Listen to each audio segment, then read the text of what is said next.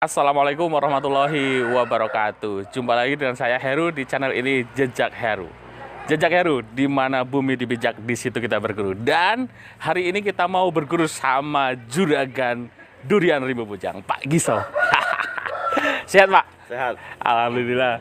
Beliau ini adalah juragannya durian dari Rimba Bujang yang sudah lama dalam tanda kutip mengekspor durian-durian Rimba Bujang dan sekitarnya ke Pulau Jawa aja. Ya. Udah berapa lama, Mas? Udah 2 tahunan, kurang lebih 2 tahunan, hampir 3 tahun. Udah 2 tahunan lebih, hampir 3 tahun itu ya beli durian-durian dari Rimba Bujang dan sekitarnya dibawa ke Jakarta, Depok dan sekitarnya. Nah, makanya sepertinya beliau sudah tahu betul pasarnya gimana, makanya hari ini beliau mau nanam dan sebagian udah mau buah ini ceritanya. Sebagian mau buah, sebagian baru umur 1 tahun, ada yang 6 bulan dan ini baru mau ditanam. Mau ditanam. Ya, untuk sementara ini total sudah berapa hektar ini? Kurang lebih kalau total itu sekitar 17-an ya, yang satu tempat yang di tebing tinggi. Iya, saya penasaran kok seberani itu ya menanam 17 hektar. Nanti kita bakal ngobrol-ngobrol panjang lebar tentang durian ini, khususnya yaitu durian bawor ya. Durian bawor Jambi. Bawor Jambi. Oke. Pokoknya kita coba ulik semua tentang ya durian bawor ini, potensinya gimana, cara nanamnya gimana, pokoknya harus ikuti terus. Dan mudah-mudahan setiap video dari Jejak Heru ini kita nontonnya selalu dapat inspirasi baru, selalu dapat ilmu baru begitu ya. Oke, sebelumnya makasih. Kita akan menuju ke lokasi. Kurang lebih berapa kilo dari sini? 20 kiloan, perjalanan 20 kilo. setengah jam. Oke, kita langsung saksikan.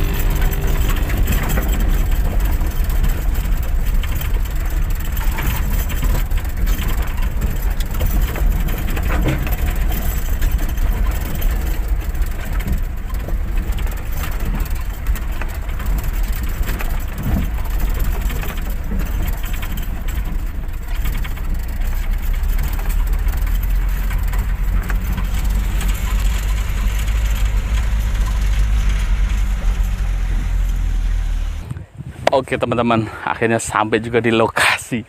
Gila, 17 hektar. Gimana sih 17 hektar ya? Kita lihat nih. Nah. Wow. Ya, sebagian udah ditanam. Yang sana itu Sana. Nah, itu udah 1 tahun. Sana ada yang baru berapa bulan. Nah, yang di sini ini baru dilubang-lubang ini nih. Ini baru mau ditanam hari ini. Gila, 17 hektar. Padahal 2 pohon aja kemarin tuh yang di Jalan Waluh unit 10 Rimbo Ulu ya. 2 batang pohon itu dibeli 15 juta. Ini 17 hektar. Oke, saya penasaran, nanti pokoknya kita coba kupas habis nih sama Pak Gisonya, sama Mas Gisonya, gimana sih kok bisa seberani itu, terus gimana cara nanamnya dan lain sebagainya. Dan wow, kalau saya punya dana nih, apa ya rasanya tuh kalau nggak ikut nanam nih hanya rugi. Tanah sini ini masih murah, kata tadi dalam perjalanan sempat ngobrol gitu ya. Tanah ini kemarin dibeli itu per hektar cuma 40-an juta 1 hektarnya, udah bersertifikat. 40 juta 1 hektar udah bersertifikat. Cuma ini memang agak jauh dari Rimbo Bujang, dari rumah saya ini 1 jam teman-teman. Ya tapi masih terjangkau lah. Oke, nanti kita lihat cara nanamnya dan pokoknya kita curi ilmunya Mas Giso.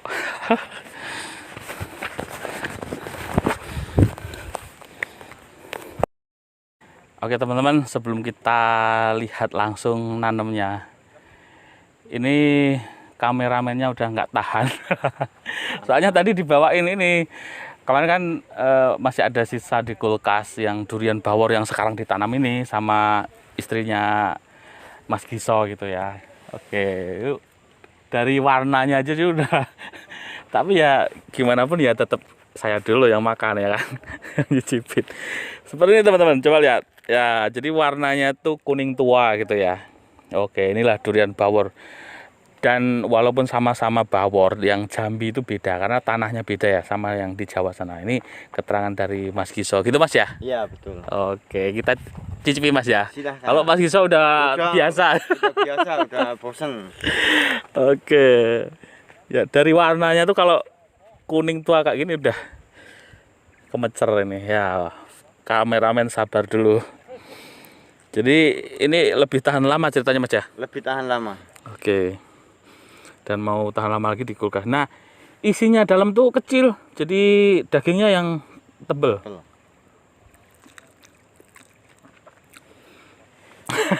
Susah untuk diungkapkan dengan kata-kata teman-teman.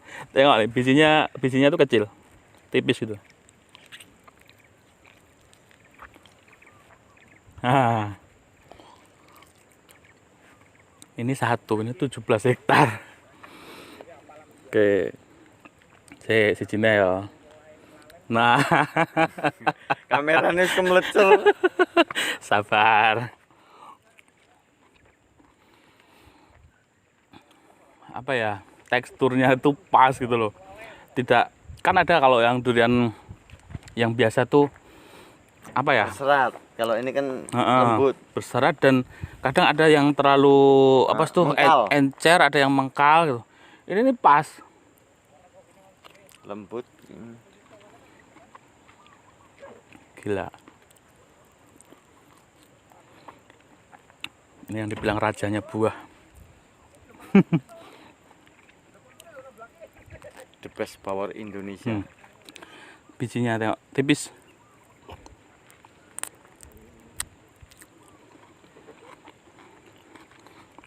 Jadi ini nanti kalau udah jadi semua kira-kira 3 tahun Mas ya? 3 tahun. Oke. 3 tahun lagi kita kesini. Panen sendiri. Oke. Ya udah, ini kameramannya kayaknya udah nggak tahan. Udahnya.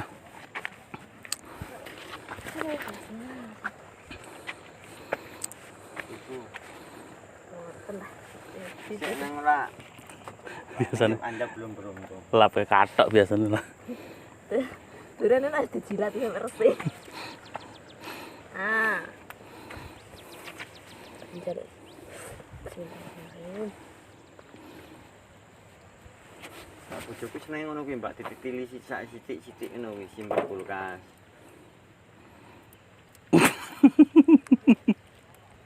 Biar rasanya bro.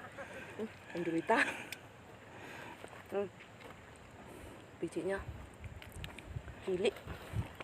Oke, jadi semua bijinya emang tipis mas ya? Iya. Oke, jadi Dagingnya tebal. bukan tadi kebetulan gitu, satu Enggak, bukan, memang semuanya gitu. Hampir 80% tipis. Oh iya iya. Iya. Itulah keunggulannya Bawor kan seperti itu. Dagingnya tebal. Rasanya. Pahitnya dapat. Ya, jadi ada. Kalau yang dari Jawa nggak ada dapat pahitnya. Oh, ini ada pahit-pahitnya. Jadi gimana gitu loh. Bukan pahit nggak enak, pahitnya tuh pahit-pahit. Susah lah untuk diceritakan, harus dicoba sendiri. Dari segi kulit, durian Bawor Jambi ini teman-teman, kulitnya tuh tipis gitu, isinya tipis, kulitnya tipis, dagingnya tebal. Tetapi dari keterangan Mas Gisok tadi, walaupun dia tipis, dia tuh nggak gampang pecah gitu. Jadi kalau misalnya yang tua gitu kan jatuh, itu 4 hari itu belum pecah. Nah, jadi memang banyak kelebihan. Selain rasanya yang betul-betul luar biasa, jadi kulitnya tipis, isi dalamnya ponggenya itu tipis, kecil, dagingnya tebal. Oke. Kapan nih bisa beli tanah ya?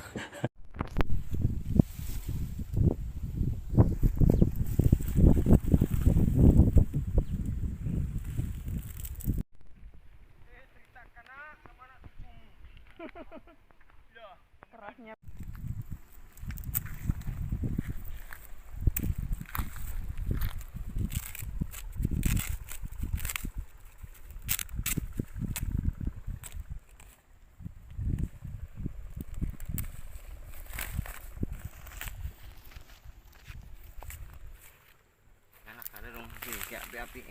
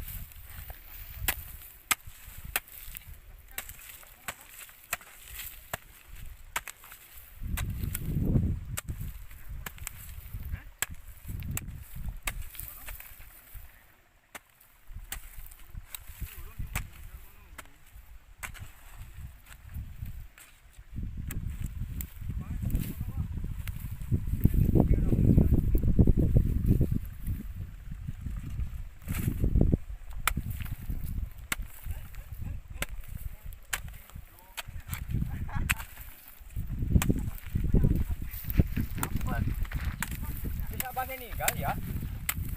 Nih, kuwi ngurus apa ini? Tulanan. Ayo balik. Ayo.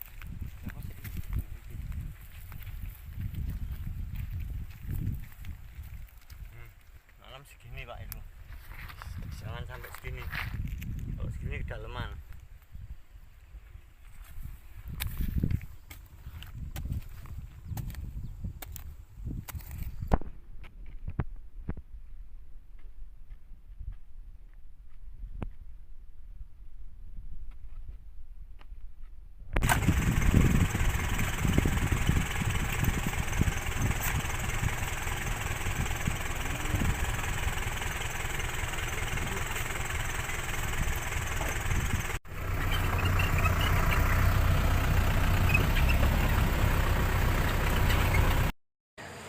Oke teman-teman, nggak jauh dari lokasi yang tadi. Ini lokasi kedua ya masih punya Mas Kiso.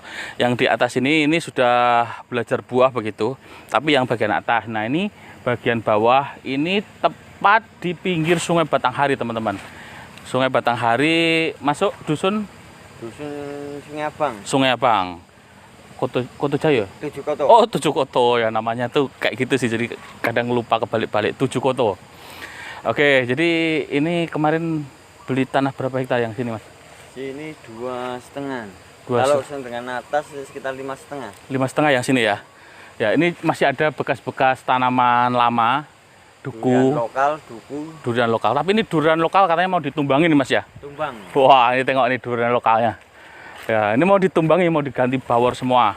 Dan kayunya mau dijadiin papan itu. Sebagian itu sudah dijadiin papan itu. Nah, untuk bikin pondok. Mantap juga nih Mas ya. Kalau untuk wisata durian ini mantap sini. Jadi bisa nikmati apa ya? Pemandangan sungainya. Nanti mungkin bisa dikasih sampan begitu dasar. Karena di Rimbu Bujang sendiri itu tempat wisata terus terang masih bisa dibilang nol. Belum ada. Ya, masih sangat minim. Oke, jadi ini sudah ditanami Musangking. musangking. Oh, yang sini musangking Mas ya? Iya, musangking. Oke, nah ini. Oke. Masih kena rumput. Iya. Nah, itu Pak Haji Nur, tetangga sebelah. Oh. Aja minggir-minggir wong di gambar malah minggir-minggir. Iya orangnya jelek nanti kalau motor-motor itu. Bapak karet, Pak. Karet tapi tak nganu. Itu kan pakai sawit. Itu Oh, mau dijual, ditukar Pak. sawit. Mau dijual. Ya wani piro. Ya Wah. kira wis wanine.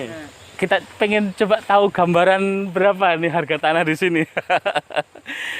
Jadi berapa hektar ya, Pak? 1,5 yang sebelah sini, Pak. 1,5 ya. Hmm. Itu kayak gitu ada sertifikat atau enggak kayak Pak? Ini Iya. tahun 2009 sudah turun. Oh, udah ada sertifikatan. Ada. Ada sertifikatnya. Coba saya pengen tahu penasaran harga tawarnya berapa nih, Pak? Pengen tahu aja nih, Pak, untuk di video, Pak. Kurang lebihnya berapa gitu? Yang bersertifikat apa yang masih nganu? Yang bersertifikat, Pak. Ya, biasanya mahal itu loh. Ah. Sertifikat tuh mahal sekarang. Berapa coba, Pak? 1 hektar berapa tadi? Setengah. 1 hektar setengah. Ya Kurang lebihnya Di pinggir Sungai Batanghari. berapa? anu radikel itu awak. Ya yo ngono. Gambaran aja sih, Pak, kalau misalnya dijual itu berapa? Ini penonton pada penasaran nih harga tanah di sini berapa? Bang, ini kisaran berapa? Nyampe 50 atau berapa per hektarnya? Walaupun tuh ada sertifikatnya nggak nyampe sampai 4. Oh, nggak nyampe Nggak 50. nyampe, rata-rata ke sana-sana juga kayak gitu. Apalagi ini di pinggiran kali, yang di pinggir jalan sana aja kadang-kadang nggak nyampe. Nah, teman-teman, 1 hektar bersertifikat nggak nyampe 50. Iya. Saya nggak punya duit. Di pinggir kali Sungai Batanghari. Jadi Ya, kalau syukur-syukur kalau yang punya aku mau lebih dari 50. Oh ya bro ya. Oke. Oke, ya ini jadi langsung dari yang punya tanah itu kan, teman-teman. Tanah. Kalau yang ini atas nama saya Pak, kalau yang sebelah sana yang 1 hektar atas nama anak saya. Oh, Tidak boleh menggandakan katanya sih, uang aku ini 2022 Prona turun. turun. Dulu masih diobok-obok sama preman-preman itu, ya maklum lah sampai 2 jutaan. Iya. Maksudnya gimana itu, Pak, 2 jutaan tuh? Pengurusan Prona. Oh, Harusnya pengurusannya. Itu kan iya.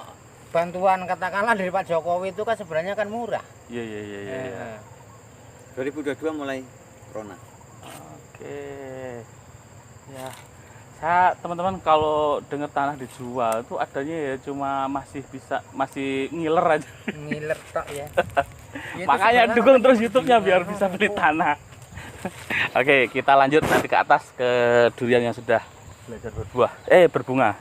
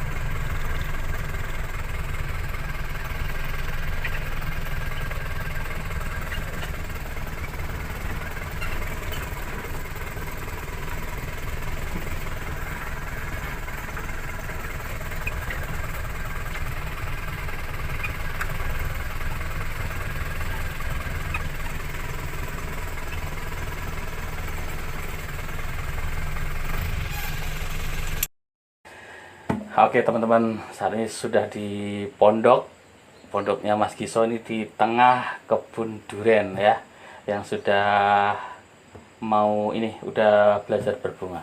Ya Mas, kita ngobrol-ngobrol Mas. Boleh. Ya, jadi saya tuh penasaran banget tentang durian, khususnya durian bawor ini Mas. Oke, yang pertama ini yang pertanyaan dari awal tadi nih Mas. Siap. Kok seberani itu, gimana ceritanya sih?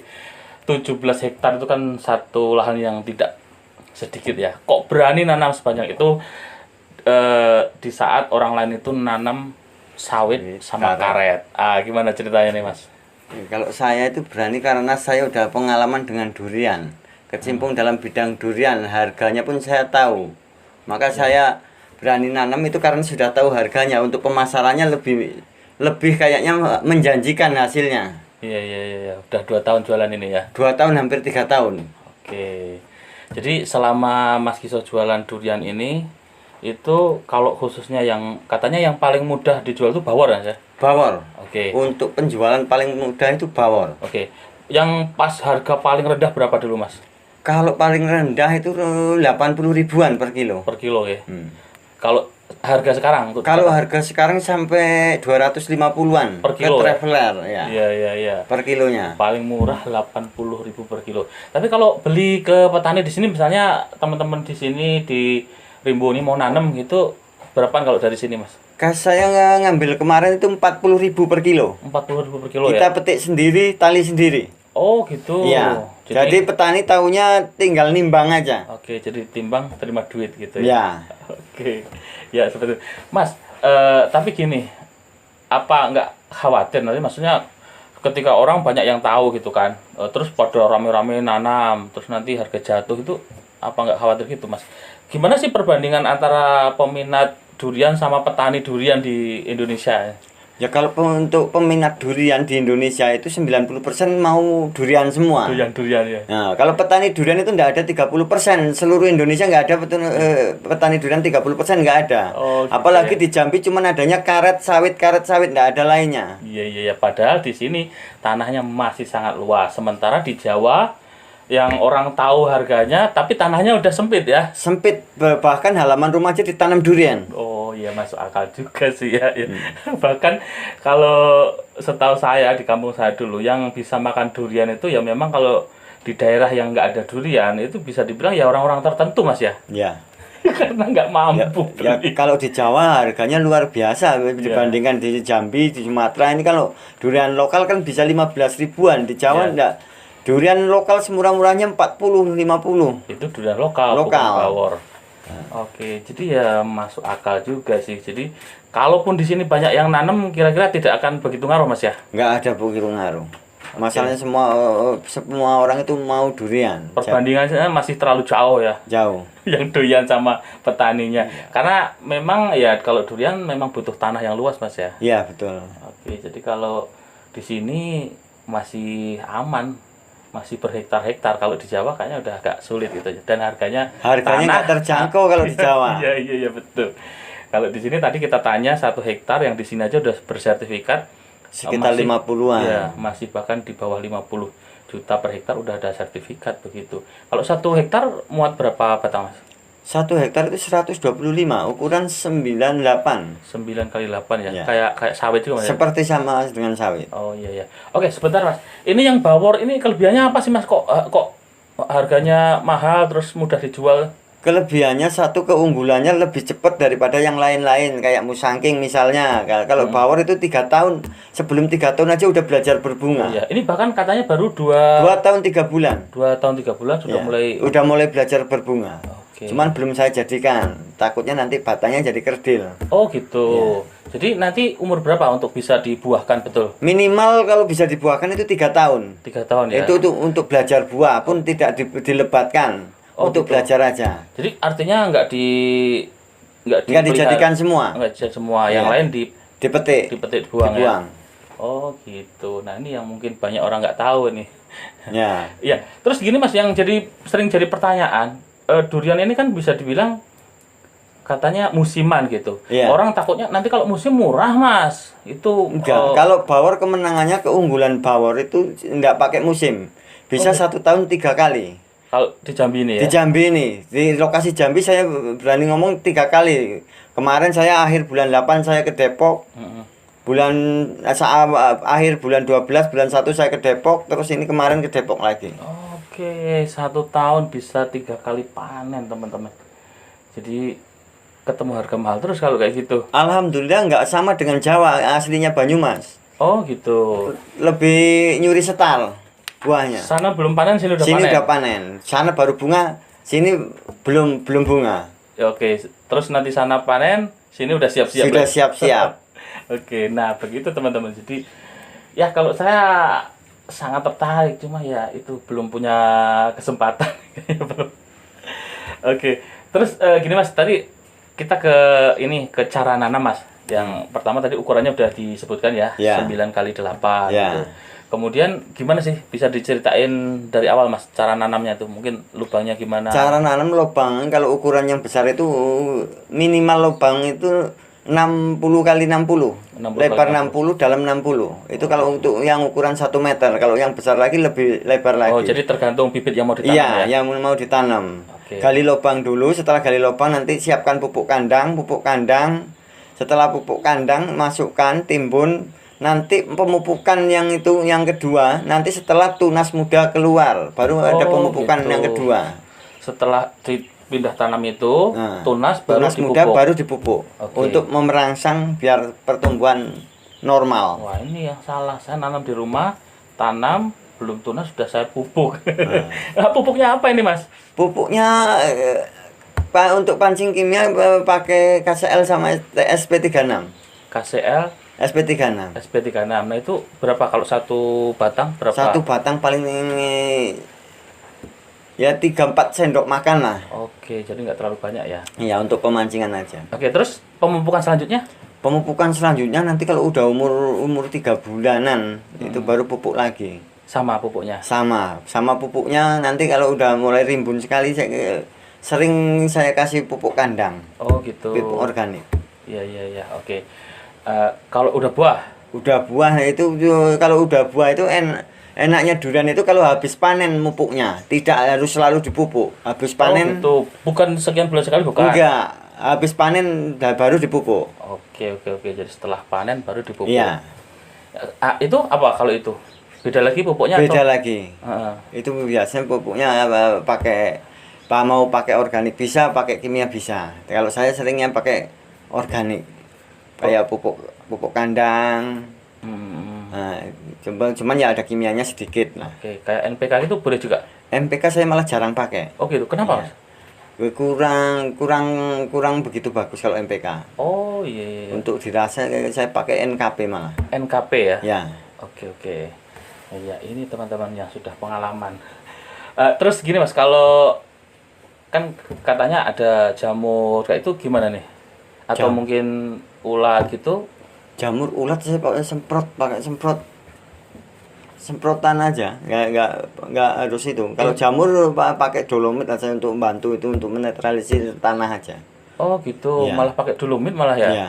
Berarti di bawah nih? Di bawahnya. Oke. Kalau untuk ulat-ulat itu ada nggak sih sering disemprot berapa bulan sekali gitu atau gimana Mas? 1,5 bulan sekali. Oh, penyemprotan Iya. 1,5 bulan sekali ya? Biasanya pakai obat apa nih Mas? Kombitok sama ini.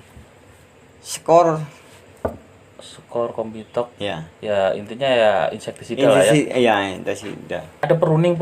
Oh, Sekarang gimana, pruning ini sekarang udah mulai 2 tahun 3 bulan udah pruning itu untuk pembentukan batang.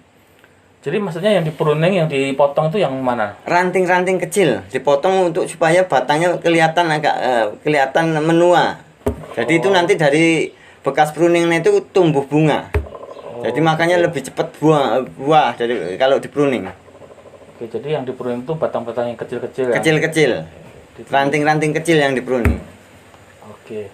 Mulai di pruning berarti umur Seperti ini. sekitar 2 tahun 3 ke bulan. atas ya? Ya, 2 tahun ke atas. Oke. Terus ini nih yang pasti jadi pertanyaan orang. Seperti apa sih potensi dari budidaya durian bawor ini? Bisa digambarkan nggak sih Mas kalau misalnya dalam 1 hektar 1 tahun tuh seberapa kira-kira penghasilannya Mas? Ya kita bikin nggak usah banyak-banyak lah, nggak usah tontonan gitu. Kalau 1 tahun, dalam 1 tahun itu 3 ton aja, itu udah ketemu 120 jutaan per hektar. Jadi 1 hektar tadi berapa, 100 berapa tadi? 125 batang ya? 125 batang. 125 batang itu potensinya anggaplah 1 tahun itu dapat berapa tadi? Nggak nyampe 1 tahun kan, itu satu panenan lah, minimal itu 3 ton aja. 3 ton sekali panen 1 hektar itu 120-an juta. Wow. Kalau sawit itu kemarin saya hitung-hitung sekitar rata-rata gitu ya, 1 tahun itu 30 sampai 40 juta. Karet kurang lebih ya sekitar 30 juta per tahun. Kalau di Jawa malah enak, Pak Heru. Iya. Kalau di Jawa itu per kilo. Orang itu datang sendiri, petik sendiri itu sekitar 55-60 per kilo. Per kilonya. Bahkan itu lebih besar lagi hasilnya kalau dibandingkan dengan karet sama sawit.